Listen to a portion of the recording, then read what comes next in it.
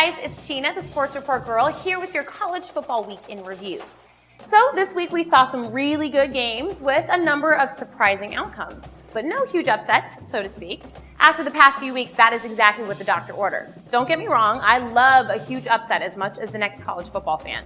Probably even more because it gives me something to ramble on about. But too much of a good thing is not a good thing. We're 2 weeks away from that first BCS poll of the year, and that means we need a bit of stability to really figure out who is who and where they belong. Once we get that sorted out, then we can start having the top dogs fall again. Sorry, Ugga. So having said all that, let's begin with the one really big upset that did occur over the weekend. That was when the Vanderbilt Commodores skewered the Auburn Tigers 14-13 in front of a home crowd unaccustomed to winning football. Though Vanderbilt plays in the revered SEC, it's been the doormat of the league for decades. In fact, the last time Vanderbilt beat Auburn was 1955.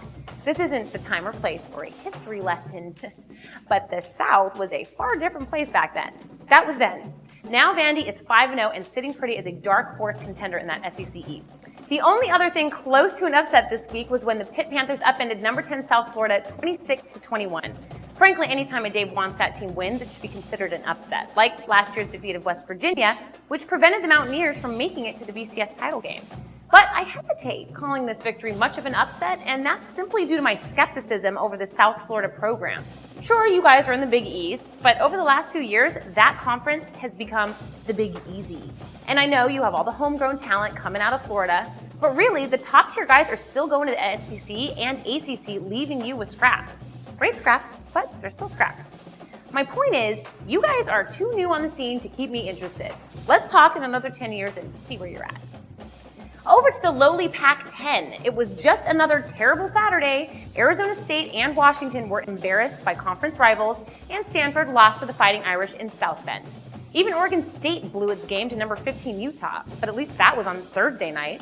And speaking of which, who in the world schedules games on consecutive Thursdays? I've never heard of it. Oregon State should have won that game, but after torching SC, a big letdown was to be expected. As for number 9 USC, they made a strong case for clawing their way back into the BCS title conversation. Saturday, the Trojans went up against number 23 Oregon, which brought to Los Angeles one of the nation's top running attacks. And since the Beavers shredded the Trojans last week by running the ball, it figured to be a long day for the men of Troy. But that wasn't the case.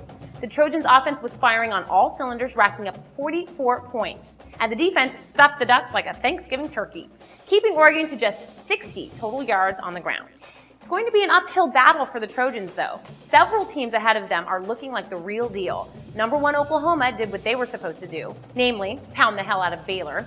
And number 4 Missouri looked just as good, destroying the Huskers in Lincoln.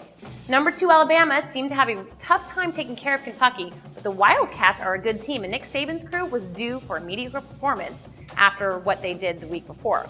Number 5 Texas and number 7 Texas Tech got into the act, laying big double-digit victories over their opponents. And number 6 Penn State did just fine with Joe Pa looking down on them from above. He coached from the press box because of his bum knee, not because... Never mind. Bottom line, it's still early in the season, and a lot will happen between now and the time the BCS Bowl berths are given out. Almost certainly the Trojans will get one of those spots, just like they seem to every year.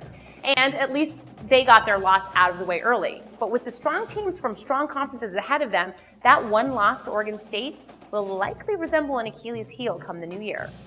All right, guys, that is it for this week, but be sure to subscribe to our YouTube channel. There you will find other cool videos like the Backspin and the Pro Football Week in Review. When you do subscribe, be sure to post your questions and comments, please, or send them to srg@thesportsreportgirl.com. And of course, there is always our fan page on Facebook. See you back here next week for another edition of the College Football Week in Review.